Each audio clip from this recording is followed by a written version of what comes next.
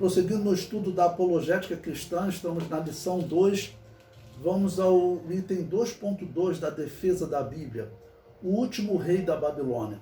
Bom, esse exemplo que eu vou contar para vocês agora é um exemplo que ele pode até ser esquecido por alguns, mas os evangélicos, os cristãos, não podem deixar essa história esquecer, que é uma das muitas histórias que são fatos reconhecidos, né, pelos arqueólogos, pelos historiadores, e que teve um momento em que os historiadores, os arqueólogos afirmavam, olha, essa parte aqui da Bíblia é fábula porque nunca foi comprovada.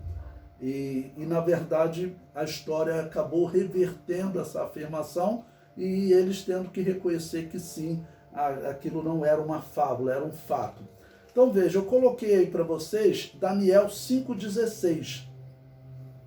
Daniel 5,16 é uma história muito conhecida, em que o Império Babilônio ele está para ser atacado, ou está sendo atacado pelo Império Persa, né, dos Medo-Persas, e eles se sentiam tão seguros que o suposto imperador, ou o imperador Belsazar, ele está tranquilo. E a Bíblia diz que naquela noite Babilônia foi tomada. Como que uma cidade daquele tamanho foi tomada em uma noite? Eles estavam tranquilos e apareceu, ali durante a festa dos babilônios, apareceu uma mão na parede escrevendo Mene, Mene, Tekel, Parsim, pesado foste na balança e achado foste em falta. E ninguém conseguia interpretar. Aí observe o que ele promete a Daniel, quando Daniel foi chamado, né? Eu, porém, tenho ouvido dizer de ti que podes dar interpretações e solver dúvidas. Agora, se puderes ler esta escritura e fazer-me saber a sua interpretação, serás vestido de púrpura e terás cadeia de ouro ao pescoço, e no reino serás o terceiro dominador. Veja que eu destaquei aí terceiro dominador. Por quê? Porque há cerca de 150 anos atrás, quando os historiadores, os arqueólogos estudavam a história, eles pensavam que Babilônia assim, nem existia como cidade. Quando eles encontram a cidade de Babilônia, eles falam assim, olha, realmente a Bíblia estava certa, tudo bem, existiu uma cidade chamada Babilônia. Mas aqui, olha, quando nós encontramos lá na Babilônia a lista dos seus reis, o último rei na Babilônia é um homem chamado Nabonidos. E na história de Daniel, esse homem seria Belsazar. Ele seria o último rei. Pois bem, só que eles acabaram por encontrar um chamado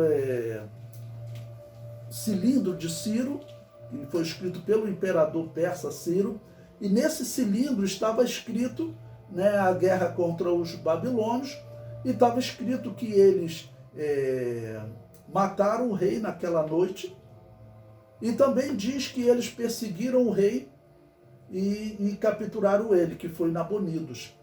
Então eles falavam de dois reis, ou seja, a história depois comprovou que Nabonidos tinha um filho chamado Belsazar. Ou seja, a lista de reis estava certa, dizendo que Nabonidos era o último. Mas, em muitos momentos, o seu filho, Belsazar, ficava como corregente. Então, Belsazar ele era o segundo dominador no reino. Por isso que ele ofereceu a Daniel, que ele seria o terceiro dominador.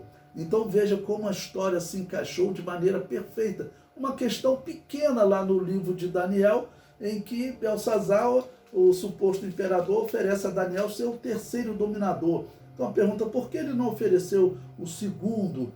Porque ele já era o segundo, ele não podia oferecer o segundo. E a história comprovou também que realmente Belsazar, ele, por muitas vezes, ele ficava como corregente, porque segundo a história, Nabonidos, o seu pai, ele se tornou imperador porque ele casou-se com a filha de Nabucodonosor. Mas, na verdade, ele era um sacerdote. Então, ele gostava mais do trabalho religioso. Ele gostava de estar nos locais de culto, claro, do paganismo babilônio, né? Mas ele gostava da vida sacerdotal. Então ele realizava muitas viagens em trabalhos sacerdotais e deixava o governo nas mãos do seu filho, Belsazar. Então já é uma história maravilhosa, porque mostra ali Deus se manifestando, mostrando que ele tem sim um controle sobre os reinos, tá ok? Os reinos dos homens têm que se submeter a ele, isso é bíblico, isso vai se cumprir quando Jesus vir em glória, e aí todos terão que dar glória ao nome de Jesus, ali todo joelho já terá que se dobrar, e também depois no juízo final, mas ali quando Jesus vier em glória, que é o fim da grande tribulação, início do milênio, todo joelho já terá que reverenciar Jesus Cristo como rei. Então Deus tem controle sim sobre os povos. Então, além daquela mão aparecer anunciando o juízo, a cidade comprovadamente ter caído, né, numa noite. A estratégia de Ciro foi desviar o curso do rio e assim os soldados puderam entrar livremente na cidade, que se tivesse que pular a muralha era muito difícil. Então acabou que a cidade foi tomada fácil. Tudo isso foi comprovado, comprovando a veracidade da Bíblia Sagrada. Comprovando a veracidade da Bíblia Sagrada. E eles querem, como eu disse para vocês no outro tópico, de uma certa maneira desmentir a Bíblia Sagrada, dizendo que Israel foi um povo inventado ali pelo ano 600 antes de Cristo, né, 600 antes de Cristo, mas os achados arqueológicos eles já datam de 1200 antes de Cristo. O nome Israel aparece exatamente numa obra egípcia do faraó Merneptah, na estela de Merneptah. E eu falo também que mesmo antes disso nós temos evidências, lá próximo do ano 1500 a.C., a história egípcia diz que viveu um povo lá no Egito. Esse povo viveu um período lá que eles se tornaram governadores do Egito. Antigamente pensavam que eles tinham dominado e invadido o Egito, mas a história comprovou que, na verdade, eles assumiram o governo do Egito de forma pacífica. O Egito entregou o governo a eles. Isso é descoberta recente. Mas a Bíblia já contava que teve um homem chamado José, ok, um semita, que ele se tornou governador do Egito. Os egípcios chamavam esse povo de Ixo. Olha, a história egípcia diz que esse povo, que Ixo significa governadores estrangeiros em egípcio, a história egípcia diz que esse povo, quando saiu do Egito, eles foram habitar em Jerusalém e construíram um templo lá. Então não está dizendo que os Ixos são os israelitas? Olha, então eu considero comprovada a existência, né, de um povo chamado Israel. O nome, tudo bem, até 1200, mas a existência de um povo semita que governou o Egito, isso está na Bíblia, e descobertas recentes mostraram que não foram guerras que fez com que esse povo se tornasse governador do Egito. O Egito entregou o governo a eles, exatamente como está na Bíblia. Ok? E isso daí, os Ixos tomaram o poder no Egito, próximo ali dos anos 1800, 1700. Tá bom? Nesse período seria o período que José estava vivendo e governando o Egito. E segundo a história egípcia, depois eles fizeram guerra contra esses governadores estrangeiros e conseguiram escravizá-los. Exatamente como a Bíblia diz.